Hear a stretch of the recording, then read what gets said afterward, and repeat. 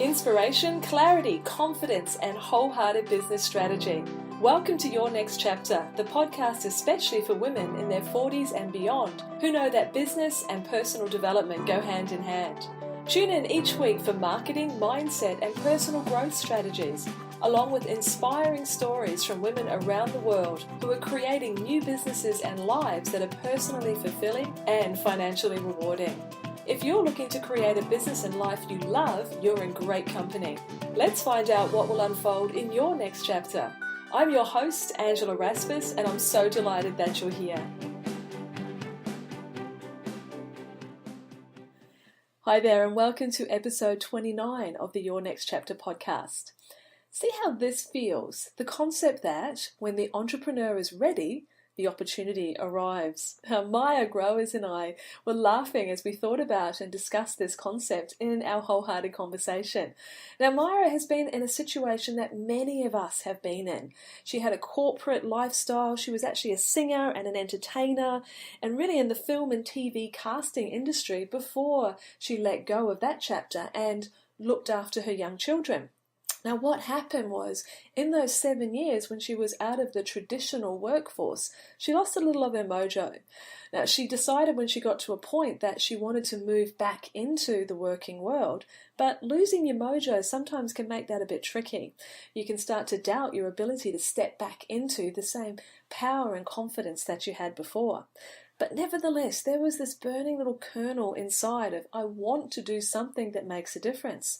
And here's where it gets interesting. You don't necessarily have to sit there and come up with your own idea. If you are tuned into the things that you think are important, your own values, if you are noticing what it is that attracts you and makes you feel curious and draws you towards it, that's where the opportunity may lie. And that's exactly what Maya discovered. She came across a business idea through a connection with her husband. Often it's those, 6 degrees of separation that bring us to new ideas. And she found this fabulous business concept called Fuelboxes. Now, I'm not going to go into all the details here because you'll find out all about it in the conversation that we're having. But suffice to say, what grabbed Maya's attention was her belief that our digital world is actually detracting from quality conversations, and that those quality conversations are absolutely essential for building and enriching relationships, both with your spouse, with your partner, with your children, in business, in all different sorts of areas. And so when she came across this intriguing product, she realized that here was the opportunity that she had been waiting for.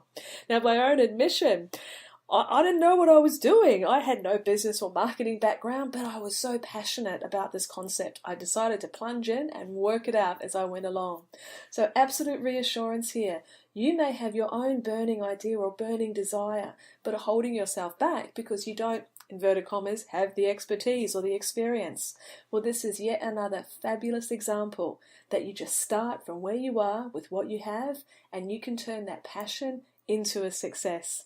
So it's a gorgeous conversation. I really hope that you do enjoy it. Well, hello everybody, and thank you for joining me for another episode in the Your Next Chapter podcast. And today we're having a wholehearted conversation with Maya Growers, who found a really resonant business opportunity that she has brought to Australia. This is a great conversation leaping down into how did that opportunity come out of the woodwork, so to speak, and why did she decide to grab it and move forward with it. Thank you so much for the time that you're spending with us today. Thank you. Glad to be here. Excellent. Well, I love to start off these conversations, Maya, with finding out a little bit of the backstory. Now, you and I are going to be talking about Fuelbox Australia that you are responsible for here. And there's so much we're going to find out about that idea and the wonderful conversations that it's been creating in households all around Australia and businesses as well. But before we go there, I love to find out. I know this is a next chapter for you, so let's find out about those initial chapters. Give us a bit of the backstory of where you've been and what your career and aspirations used to be. Well, I've been a stay-at-home mum for the last 7 years, probably nearly 8 years actually. But before that, I worked in film and television. I was in film and television casting, and what basically from when I left school, I was a professional singer for many years. I lived in New York and in Asia singing, so I've done a lot of things. But obviously, after having kids, I knew I couldn't go back to that lifestyle of basically either performing or working in film and television. And I knew I wanted to do something from home. I wanted to do a home business, but I didn't know what that was. And I had looked at many avenues and different things throughout the years, but nothing really sort of stood out of something that I really passionately wanted to do. And then just a bit of backstory, my husband's Norwegian, and the woman that created Fuelbox is from Norway as well. And one night we were looking on Facebook and we saw her publish something about Fuelbox, and we thought it was a really interesting concept, so we got her to send us a box. And I really connected with her story of being a mum and being in relationship and just not having those sort of really connected conversations that you do have with your partner originally, and then as the years go by with kids and work and all the stresses, you start to lose those sort of more intimate conversations. So we got a box and we started using it, and I just loved it, and I thought it was just such an amazing concept and had so much value that I just had to bring it out here. I just knew it was something that I really wanted to do and felt really passionate about. And so then that chapter started of me starting the process of bringing a business out to Australia from scratch. I love that. And the very fact that, I mean, I'm a believer sometimes that the right thing turns up at the right time. And as you and I were talking about this before we hit record, that expression, when the student is ready, the teacher appears. Well, we've just changed that one. We've decided that when the entrepreneur is ready, the opportunity appears. Oh, definitely. I definitely think that. Yeah, definitely. Well, let's just give a bit of an explanation of what Fuelbox is, because there's probably people scratching their head going, well, yes, of course. What exactly do you mean? So give us a bit of a rundown. Fuelbox is a box. It's a box. We'll talk about the couples box because there are different boxes. It's a box of 170 open questions in 10 different categories. And basically the idea is behind it is to get you to generate more entertaining and meaningful conversations and really strengthen your relationship, because if you're not talking, it's not about what it's about what you're talking about, because some of the time, we're always talking day to day, but we start to get a bit more into the logistics, and we talk about kids, and you go out to dinner and you're talking about, just the everyday things, but we don't really ask those quite meaningful questions anymore. We start to lose that. So Fuelbox gives you a chance to do that, to just kickstart some conversations. You might just pick one question, and that might, get you talking for 2 hours and, take you off on tangents. And that's what we want to do. We want people to really connect, and by connecting, that really strengthens your relationship and makes you feel a lot closer when you are having those kind of conversations. That's true. That point that you've just made there, which I really relate to, is the logistics, conversations. I think my husband and I are sitting down with our diaries, and so are you going to be there at that time, and can you pick him up there, and can you be, and so you can actually connect, but it lacks depth just because of that speed of the way that we're living. But I love, like, when I went and had a look at the website, which is fuelboxaustralia.com.au, we make sure we have the link on the podcast page for everyone who wants to explore. But with the couples Fuelbox, for example, those categories, just to let you know, my lovely listeners, is that we're in the past, present and future, spare time, love and romance, work and career. I love what's the one that's really got me intrigued, Maya, is minefield. Minefield.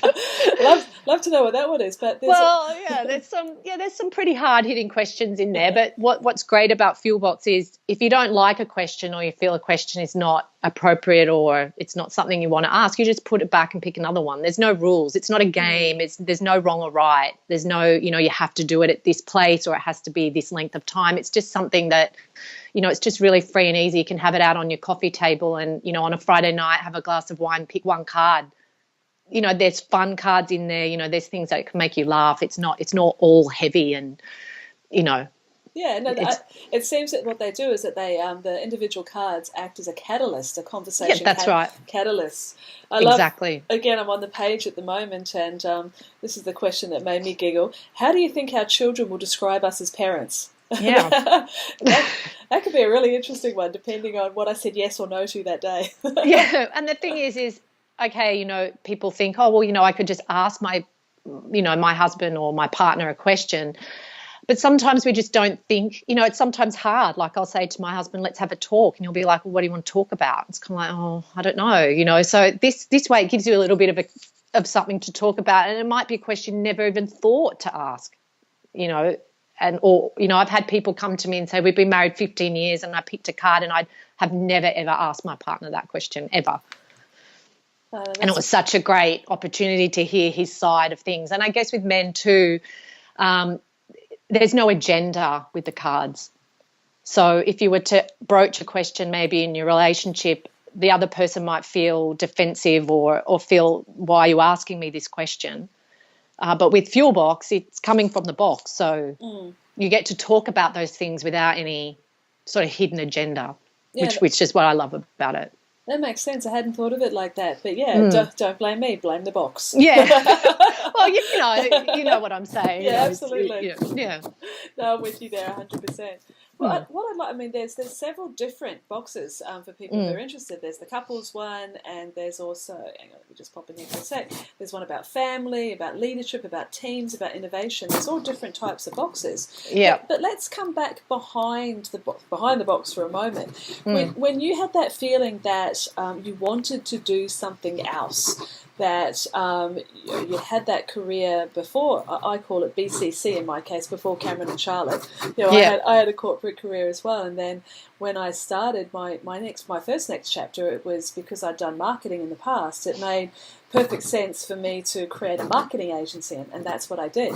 Until that got to the point where I felt it just wasn't resonating with me anymore, and I was looking for my next chapter, and then this new business that I've created went from there.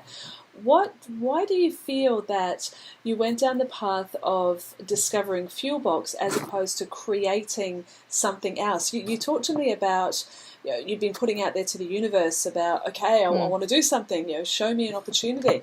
Do you feel that if this one hadn't arrived, that you would have created something else? Was that entrepreneurial sort of spark inside you at all costs, so to speak?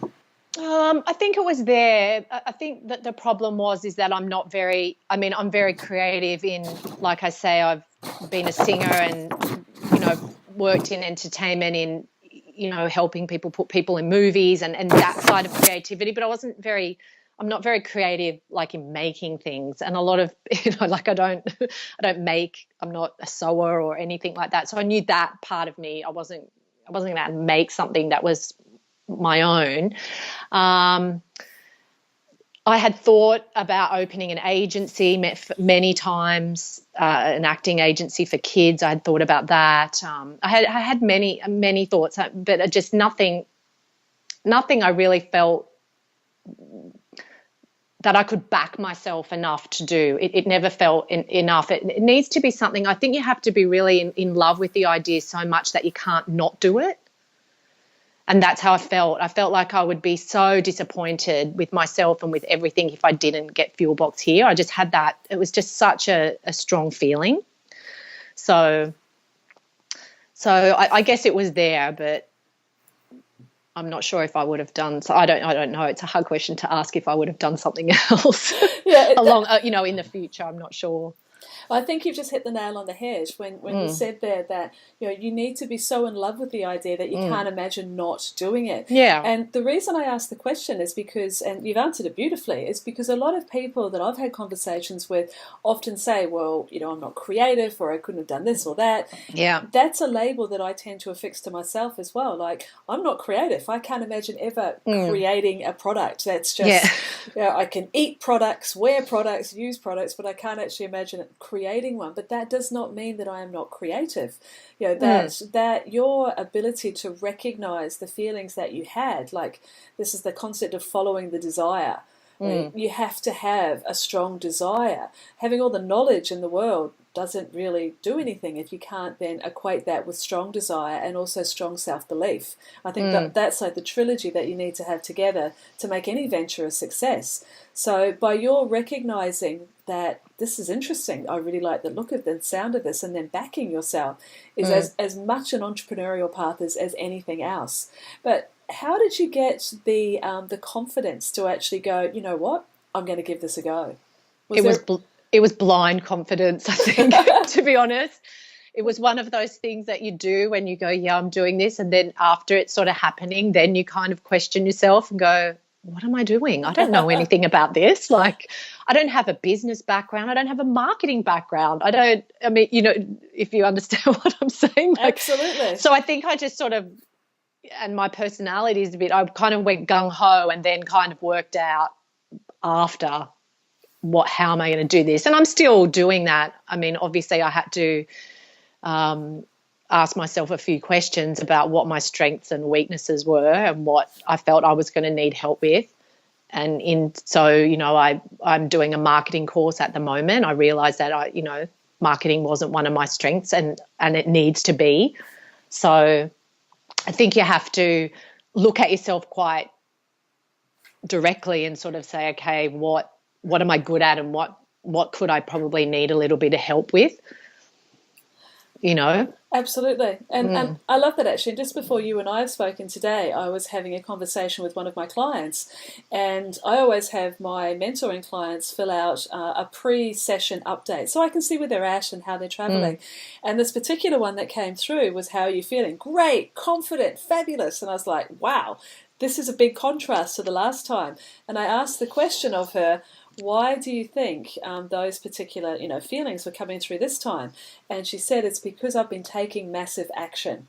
I haven't waited. I haven't waited until I've got all the pieces in a row and all the bits together. I've just gone for it. Exactly how you just described it. I just went gung ho and then worked it out. Well, yeah, you just have to sort of, not everybody's going to do it that way, obviously. But for me, I guess if I sat and thought about it too much and what could go wrong and what might not work, and obviously I had some of those thoughts, but I think the idea of doing it and how much I believed in it were far overweighed those negative thoughts that I was having in my mind. So. And do you think it's fair to say that we've got to take the first step when it comes to our next chapter of business or our next chapter of life, however you want to look at it? You have to take that first step. The staircase isn't going to appear. It can't be all mapped out. You've got to have that overall, like I guess your vision was, this product, the possibility of generating these important conversations. It has to be here. You felt that in your heart, that it was really important. And so you had that vision, that very general idea, this needs to be an Australian, this needs to happen for people. But the steps in between weren't visible at the time. So it's about stepping out in faith, yeah? Oh, definitely. And I think, that's all we can do really, is you've got to take those steps. And I just kept thinking that, do I want to be someone that will look back on my life and think I didn't risk it all to do something, or did I just sort of cruise along and accept how it could be? And I just know I'm not that kind of person, and I just needed to take a risk. Just at the end of the day, yeah, it's a risk, but I could not take that risk. And I guess if we ask ourselves, because you're certainly not the only person who's felt this way. No. So if we ask ourselves, what's the worst thing that could happen if we take this risk and we try this thing and we follow our heart, and then bring our head along as well, obviously. Yeah. But did you ever ask yourself that? Like, what's the worst that could happen? Yeah, well, the worst that could happen is you lose a lot of money. Really, that's the word. You lose money. Really, at the end of the day, that's it. Because you're always going to learn something by doing it. So you've gained that. You've gained experience in, I've learned so many new things since starting this business, things I would never have even thought that I would be in a position to do, even doing a podcast with you. I never thought, 4 years ago, that's what my life would be doing. So I've learned so many things already. It can only be a bonus. So, yeah, basically probably I think financial loss is the only negative really that I could see. Yeah, and we've got to be prepared. You've got to be sensible about these things, and hopefully not throw the entire, family home into No, of course. Yeah, you have to be in a position where you think, you're willing to, that Yeah. that it's not going to be the end of everything. Of course, you can't do Absolutely. that. So there's some evaluation there, but Yeah. the great thing that you've recognised, and I hear this so often, and I absolutely believe it, is that business development and personal development are absolutely entwined. Oh, yes. Can't tell you. Yes. So tell us a little. So take us a little bit along this learning curve. I mean, you've had a career in the past, so you've got experience there, and you've obviously marketed yourself if you were a performer. Yes. But what are some of the biggest lessons that you believe you've been taught, you've experienced since going down this path? Oh, definitely patience. You have to really have patience, I think, because it's one step at a time with a new business. It moves at a different pace. Sometimes things happen all of a sudden, and then sometimes things take a while to come into play. So you have to really have that sort of patience, and you have to be willing, like you said before, to take action. You really have to be able to just, okay, I need to do this, and I need to not keep thinking about it or procrastinating. I need to just do it, even if it's good or bad. I need to just give it a go. And so many things, but I guess a lot about myself too, just different ways I see myself, or the way I judge myself, or just the different. You do learn a lot about yourself, so you're definitely right. You come up with a lot of blocks about you. You realize that it's you that's blocking the path sometimes. So it'd be good, actually, if you wouldn't mind for us, let's have a wee look at those blocks, because one of the things that I've certainly discovered is 90% of the women that I have interviewed specifically and asked this question to, not just on the podcast, but with my business over the last few years. And I've asked, what is the main thing that is holding you back from creating what you want to create? And it was 89.7%, I remember precisely, of women said, it's me. It's my belief. It's rather definitely my lack of belief. So is that something that you came up across against as well?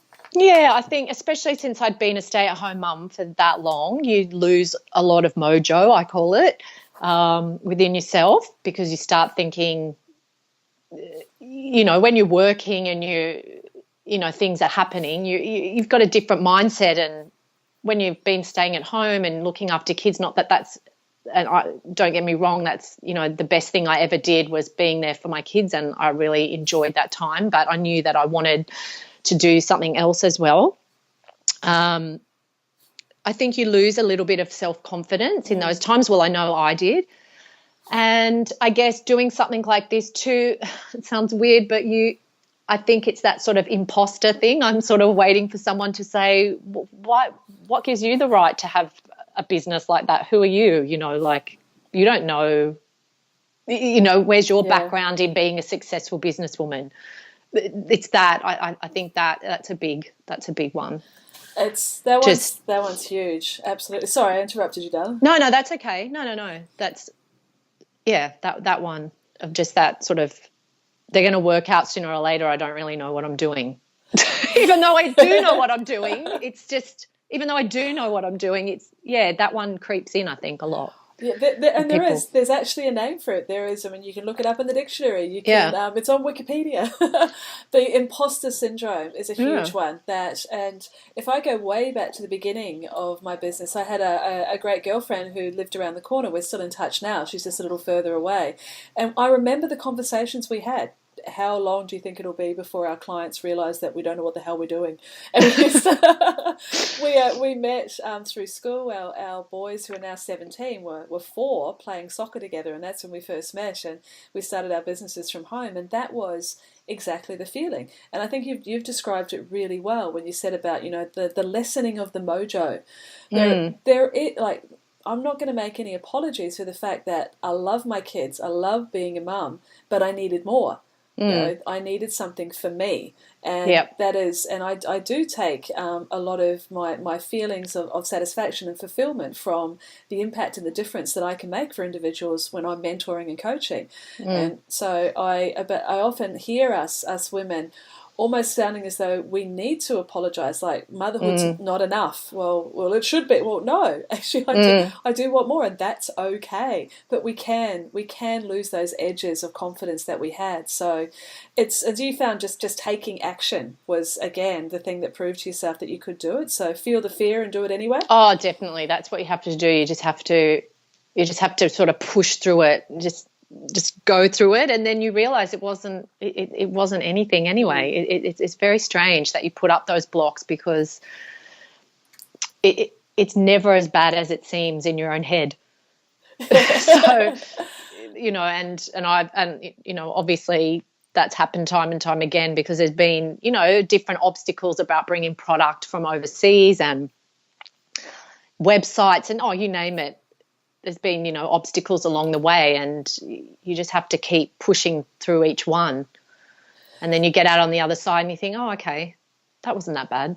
And there's a little bit more of the mojo's returned, and a little bit more and a little bit more. Yeah, well, you definitely have better days than others. You definitely have really, on days, and then, there's other days where you're like, I don't know. I think that's just, I speak to a lot of women too. I'm part of lots of different groups and things, which I feel is really important, is to be connected with other women doing similar things. They might not be doing the same thing, but I find that really important, and has been really great to share, to again, face-to-face communication with those women and talking, and just feeling that, like you said before, that a lot of people feel the same way. And when you have that, you kind of realize that you're not by yourself, because when you're working from home on your own, it does feel like you're on your own, and you're the only one going through those feelings or frustrations or anxiety about your business. But once you talk to other people, or even online, you realize that everybody feels the same. And that's important sometimes to hear that. And that's, I think you've got a little bit of ESP going on here as you've got your mojo back, because that's exactly what I was going to ask was what role have surrounding influences played in your personal evolution when it comes to taking on the mantle more and more as being an entrepreneur, being a business owner, because I think it's absolutely vital. So face-to-face as well as Facebook groups and things like that? Yeah, so I'm part of some Facebook book groups, and obviously they're good, but I find going to different functions that women in business have, all different. I'm part of a few of different ones, luncheons, or they have talks. I just find that those great. They always make me feel a lot better when I leave. I always feel really invigorated just talking to other women and that are in the same situation, doing something that they love. Absolutely. It might not be, what we're doing there. It could be a photographer or someone making, skincare products. It's all, different, very different people. And that's the beauty of it, isn't it? Is that, because the thing, when you saw Fuelbox and you started thinking about it, it lit you up. And that recognizing that that's the thing for you is the important part. For someone else, it's photography. For someone else, it's writing. That's right. That's right. Very much an individual thing. And I think another important distinction, which a lot of people can miss, that's important to point out here, is that concept of networking. People again get nervous about networking. It's like, what am I going to say when people ask me, what do I do? In fact, I did an episode about this earlier on the podcast for anyone's interested. It's about your captivating statements. So if you go back, I can't remember which episode it is, but you'll find it on the page. But the concept of networking has two sides to it. One side, absolutely, you can be in atmospheres where there's the opportunity to connect with people who could be interested in your product or might want to use your services. But the other side is that connection with like-minded women. So there's definitely the two very different, complementary, but different aspects to networking. So have you found both sides have been important to you? Yeah. Look, when we initially started, I went to quite a few networking nights, and obviously at that time my intention was to network, and I think it didn't work for me that way because I find I think for what I really was meant to get out of it were those more chatting connections and just getting to know other women and hearing their stories. And since then I've been quite picky about which ones that I go to, just to find the ones that I felt had I don't want to say right people because that's not correct, but just the ones that I just felt I connected with more, the kind of atmosphere. And I definitely think they're vital. I really do. So I don't go to as many as I used to, but I do. I probably go to one a month, I would say. And I think that description is absolutely fine. The beauty is these days is that there are so many different events. So many. Yeah. Heaps. Yeah. I get that girlfriend that I was referring to earlier. This is going back a lot of years now, almost 10 years. The networking wasn't as prolific as it is now. We actually started our own networking organisation and ran it for about 3.5 years. The timing worked better with having small children at that stage, etc. So, and that was a women's network. It was called the Working Women's Network, but it's exploded. You know, the world has exploded opportunities. So many. Yeah, which is fantastic for exactly the reason that you pointed out. I always highly recommend that you go along and you test the water. Oh, definitely. Yeah, just give it a go. And also, too, I think it's really good for you, like you say, about when people ask you what you do, it gives you a chance. I found that, initially I was like, oh, well, I have this box and, it was a bit clunky. But then after doing it, I found that it was actually really good for me to just get my pitch, I guess, out, and it flowed a lot better and I knew how to say it and I knew what. So it gives you a little bit of practice too, because you're getting to, you might talk to 10 people and you have to explain yourself to 10 people. And when you're at home doing business, you don't get that opportunity. So I think it is important to be out there and just talking to people. And, yeah, you might go to one and nothing comes of it, or, I guess you just have to go with sort of no expectation, but the expectation of just meeting people and getting a chance to talk about what you do. And that makes perfect sense, because that energy that you bring into one of those situations is reflected in what you'll get out of it. So if you go there with the spirit of giving, with the spirit of connection, much more, inverted commas, successful than if you go there with I got to find a client, I got to sell a box. It's not that. It doesn't work like that. No. So I think it's definitely very valuable, and especially for me, because my whole business is about communication. Yeah. So for me to be out talking to people is always a lot more impacting than, sort of emailing and being on, even though social media is great, it's always better to have face-to-face conversation with somebody about what you're doing. It hits them a lot. They understand it a lot more. And that's the concept. I call it wholehearted marketing. When you're finding the type of channels and activities and tools that come naturally to you. You're a talker. You're like me. We like having conversations, and so it makes sense for that to be one of the key ways in which you would market yourself and your business, to be having conversations as often as possible. That's right. So this whole marketing piece, as you said, you're studying or doing a course at the moment. What other types of marketing have you found as a new business owner, as establishing yourself? What else have you found has been helpful? Not even necessarily the strategies, though you're very welcome to share some of those, but what you've discovered to help you become a marketer. Well, it's a hard one, marketing, I must say. Obviously social media, we use that a lot. Obviously Facebook and Instagram. I use that a fair bit, and just learning how to use that from going from someone that just used it personally to using it for a business is very, very different. But and then definitely the networking. Look, in the early days we did some markets and things, but they weren't, that wasn't great. We do talks. We also do talks. So we've done a couple of talks. We've talked to some small business owners. My husband has talked to businesses. So we sort of go in with the face-to-face philosophy that we give a talk on the value of great conversation personally and also in business. So they're really vital and they're great. That really works for us. I think that's it, really. That last one there is one I think which is very universal. It sounds as though you're very connected to the why, the purpose behind the business. So everything blossoms out from there. So yes. It sounds to me, if we were sharing that philosophy with everyone who's listening, it's that concept of drilling down to the why are you doing this? What's the purpose behind the business? Because Fuelboxes is the method by which you get your why out into the world. If so, am I right in thinking that at the heart of this is your belief and your connection to the importance of having wholehearted conversations? Oh, definitely. And I think that's for anybody. If anybody starting a business, you have to start with your why. And when things get tough and when things are going a bit everywhere, that's what you've got to keep coming back to, is that why. Why am I doing this? What is the purpose? Why do I believe in it? What can it give to people? Bringing all those things in. And I guess with Fuelbox, it's so much more than just having conversations too. That's the thing, like that's sort of the top part of it. But underneath of all that, what it can do for you and what it does for our society, because at the moment, I think, and that's why I love Fuelbox so much in the position that we are right now in the world.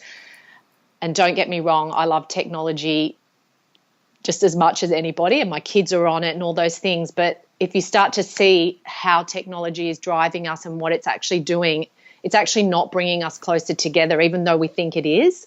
It's actually, you share more about yourself on Facebook sometimes than you do with your family and your friends personally. And that's what we're trying to say about Fuelbox. We're not saying don't use technology and, put it away. We're saying we need to find a balance. We need to bring back some of those heart-to-heart, face-to-face conversations, actually sitting down and having a coffee with someone and turning your phone off, not checking your phone every 5 minutes. You see people out and everybody's sitting in cafes on their phones. And it just, and I know I do it here and there, but I'm way more conscious of it now. And just really trying to spend quality time with people when you have that quality time. And we teach our kids that too. And that's why the family box is so great, because it's about bringing back people to dinner time conversations, sitting down and actually talking at dinner time and getting kids to understand what communication is, that it's not via a laptop or an iPhone, that it's actually the values of communicating are so important. And so that's what's sort of underneath, the box. The box is there, but there's so much that it can provide you. Now that was beautiful to hear. Right? You just articulated the point, which the one that I always believe, which is to have a purpose bigger than what it is that you sell. Yeah. And when I just gave you a soapbox there for a moment, and you could speak so clearly and so compellingly about why Fuelbox is so important when you tie it back to that bigger purpose. So that was really, really good to hear. Yeah, well, that is the why. Absolutely. So that's, and getting people to understand that is, I don't think it's a challenge, because I think we all know it. Yeah. But I think we're all just a bit caught up in, and don't get me wrong, me too. I don't say that I'm any better than anybody else, and that's why I try to use the Fuelbox a lot with my family, and I use it too, because and also starting a business, you're on your phone and your iPad even more. I'm on it more now than I was before, which is a bit contradictory to what I'm saying, but it's in my mind, and I'm really conscious about it when I'm with my kids, that I try and put it down. And I think conscious awareness is the starting point for any change at all. And yes, of course, you're going to be on social media, but that's part of your mission, to be able to bring this message to the larger audience. But it really is that idea, and when we come, as we're finishing our conversation today, but if we go right back to the beginning, how you said that the desire when you actually saw Fuelboxes and you saw what it was about, and something connected inside of you, and you recognized that this was a tool, this was an opportunity, this was something that really connected into what you believe. And that's the most important point for any next chapter business in particular. Other businesses, absolutely, but next chapters is when we start to connect back to what's important to us, what contribution we want to make, what is fulfilling to us, what we believe in, what we stand for, what we want for others. It's all of those feelings that I've found more and more women are very connected to when it comes to creating these next chapter businesses. And when you started really talking about that why, that purpose, you were lighting up. That's the core. That is the thing that will allow you to, as you did, you had to learn so much stuff. There wasn't a blueprint for you to follow. You had to do things that were uncomfortable and a bit scary. But when you are connected to that purpose, it's easier to do those things. Would you agree? Oh, definitely. Yeah, definitely. Definitely. It's easy. Well, you know what? I think we should give our listeners the opportunity to get their hands on a Fuelbox. And of course. You've got something special that you can share with us there as well, yeah? Oh, well, yes. For all the listeners, we're offering 10% off any Fuelbox. So, like Angela said, there's a family box for couples, and obviously we have our team leader and innovation box for corporate businesses or for small businesses. And you just need to use the coupon Next Chapter when you're signing out, when you're on the shopping cart. There's a little coupon button up the top and you just put it in there, and that will give you the 10% discount. Fantastic. And that's in perpetuity, so it doesn't matter when you're listening to this? No. That's right. That's great. So what I'll do is I'll make sure that the links are both to your Facebook page so that we can connect with you there, and also to Instagram as well, I think you have. Yes. And then to the website itself, where you can read more about the backstory of Fuelboxes and how they first came about, and then choose one for you. Choose one for as a couple, choose one for your family. There's lots of options there. And as we've been talking about, Maya and I have been talking about, the importance of that balance. Yes, technology is a part of our life. We're not suggesting that we throw that out the window, but it's finding that balance to bring back those heart-to-heart and face-to-face conversations. That's just the beginning when we actually start talking about the things that count. That's right. Exactly. This has been wonderful. Thank you for the blend.